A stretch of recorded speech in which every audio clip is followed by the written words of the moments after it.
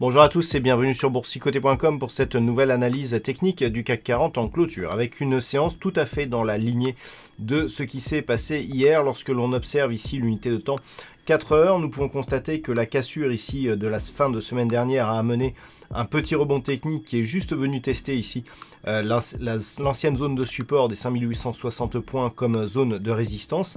Et encore, on est juste ici venu marquer un test avant de se stabiliser ici sur des niveaux proches des 5840 points. Alors si on revient sur l'unité de temps journalière, on constate ici que pour un rebond technique, on a quand même une bougie qui est assez fortement hésitante. Alors ceci dit, on a évité le pire. Je vous avais indiqué que le scénario du pire, c'était une rupture ici sur gap de cette zone baissière des 5780 points. Ça n'a pas eu lieu. On est resté ici sur une phase de neutralisation de la dynamique très court terme, avec toutefois donc cette zone de support qu'on matérialise bien ici, et bien qui s'est bien imposée comme résistance aujourd'hui.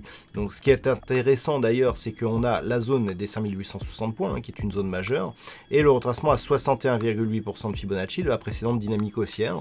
Ces zones sont assez proches, on est entre 5855 et 5860, et donc c'est vraiment entre les deux niveaux ici que le point haut de la séance du jour s'est inscrit, et donc au terme de cette séance, le CAC 40 clôture à 5832,51 et gagne 0,45% par rapport à la clôture de la séance précédente. Donc toujours dans une perspective de poursuite baissière, on réintègre les bandes de Bollinger en clôture. On n'a pas de nouveau plus bas significatif aujourd'hui, avec donc un objectif qui reste sur la zone des 5780 points. Alors vous vous rappelez que cette ligne bleue ici correspond à un tracé moyen terme ici de consolidation, consolidation horizontale que l'on avait eu entre cette zone de support baissière et cette zone de résistance haussière. On avait, suite à la cassure ici, valider cette ancienne zone de résistance comme zone de support, malgré une attaque ici assez dynamique sur la ligne bleue. Et puis on revient à proximité de cette zone actuellement. Donc clairement, sous ce niveau, qui est doublé ici par le retracement des 5780, on a potentiellement ici un fort pouvoir d'accélération à la baisse. Idem sur la zone ici des 5697 points, qui représente donc le retracement total de la dynamique. La zone des 5720 est une zone mineure, vous voyez qu'elle avait été ici testée, résistance support, mais on n'a plus, à part ce point bas, on n'a pas eu énormément de travail dessus. Donc il ne devrait être qu'un obstacle vers la poursuite ici d'un retracement total, voire d'un dépassement de celui-ci, ce qui nous donnera un signal de retournement. Pour l'instant, ce que l'on va surveiller, c'est tout simplement un éventuel franchissement de cette zone des 5780. On voit qu'elle a son importance sur le court terme ici pour cette zone, pour ces zones de points bas, et sur le moyen terme pour le passage justement de cette ligne bleue.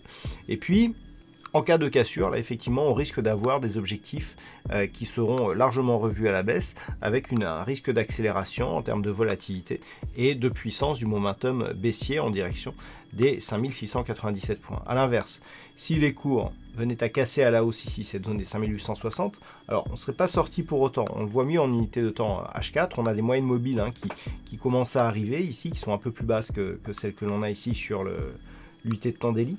Malgré tout, tant que si on venait à casser ici cette zone à la hausse, si on s'inscrivait ici par exemple dans une poursuite de rebond haussier, si on a ici, on considère que la moyenne mobile va à peu près réagir comme ceci, vous voyez qu'il faudra attendre entre 5900 et 5925 pour commencer à tester cette zone. Et ce n'est que sur une attaque forte de cette zone qu'on pourra commencer à parler de rebond qui pourrait se transformer en retournement de tendance. Et quand on aura cassé cette moyenne mobile, mais pas avant, même si on casse ici la zone des 5860 points, ça aura une portée très court terme, mais cela ne voudra pas dire que l'on va se retourner. On a aussi une autre zone importante ici qui se situe sur ce gap baissier qui avait été marqué juste au-dessus des 5900 points, entre 5900 et 5920 grossièrement.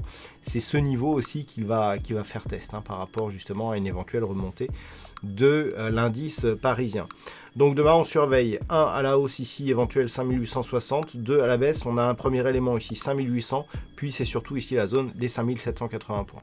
Voilà donc ce que l'on peut dire sur cette analyse technique du CAC 40 en clôture. D'un point de vue statistique, alors on a une probabilité haussière pour demain, mais pas avec un nombre d'occurrences qui nous permet de fiabiliser cette statistique. Donc pas de statistiques fiables pour ce soir, mais malgré un faible nombre d'occurrences, on a quand même une perspective plutôt haussière dans les prochains jours par rapport à la configuration que nous avons aujourd'hui. Voilà donc pour ce point en clôture. Passez une bonne soirée. On se retrouve dès demain pour d'autres analyses techniques, toujours sur le site boursicoté.com.